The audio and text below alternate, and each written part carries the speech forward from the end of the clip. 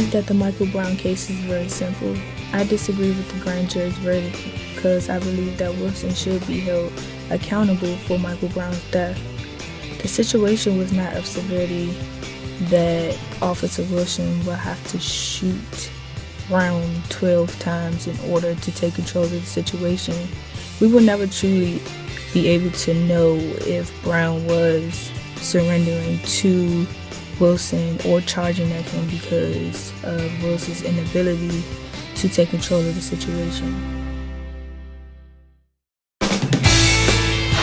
I actually got a chance to go to Ferguson shortly after the killing of Mike Brown, and being there I felt the hatred and I felt the sorrow that I feel I would feel if I lived during the Civil Rights Movement in the 60s. Darren Wilson not being indicted was very disappointing. It was so many red flags during his testimony. One being he said that Mike Brown was punching him. He stopped punching him, took out his cigarillos, gave it to his friend, began punching him again. That's just not logical. This is how I know there's a hole in our justice. Joe Wilson was not put in jail for killing Mike Brown. Pulling out a gun should not have been the first thing he did. Son, it's gone, but we're dealing with it. But it's other families that went through the same situation, and we all just want change all over. You know, the officer has spoken now for the first time, and he's giving his version, and I'd like to know your reaction. He says your son threw the first punch, your son did not have his arms up, that your son was approaching him, that he was in fear of his life. Leslie, what do you say to what Officer Wilson is saying today? I don't believe a word of it.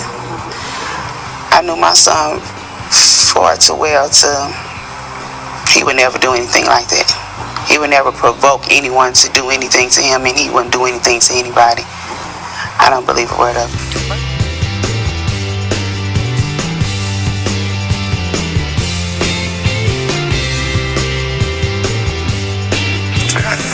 Can I shoot this guy? Legally, can I? And the question I answered myself was, I have to. If I don't, he will kill me if he gets to me. Even though he's, 35, 40 feet away? Once he's coming that direction, if he hasn't stopped yet, when's he going to stop? After he's coming at me and I decided to shoot, I fired a series of shots and paused. What did you see? I noticed at least one of them hit him. I don't know where, but I saw his body kind of just flinch a little. And after that, I paused and I again yelled, stop, get on the ground, giving him the opportunity to stop. And he ignored all the commands and he just kept running. And so after he kept running again, I shot another series of shots. And at least one of those hit him because I saw the flinch. Well, this time he's about 15 feet away. So I start backpedaling because he's just getting too close and he's still not stopping.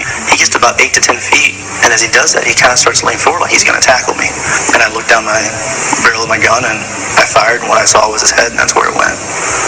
Right in the top of his head? Yes. You'd never even shot your gun before, and now a man is dead. Mm-hmm. After the supervisor got there, I gave him the brief rundown of what had happened. What'd you tell him? I told him that I had to shoot somebody. And he asked me why. I said, well, he had grabbed my gun and he had charged me, and he was going to kill me. So you killed him first? Yes. Is there anything you could have done differently that would have prevented that killing from taking place? No. Nothing? No. And you're absolutely convinced, when you look through your heart and your mind, that if Michael Brown were white, this would have gone down in exactly the same way?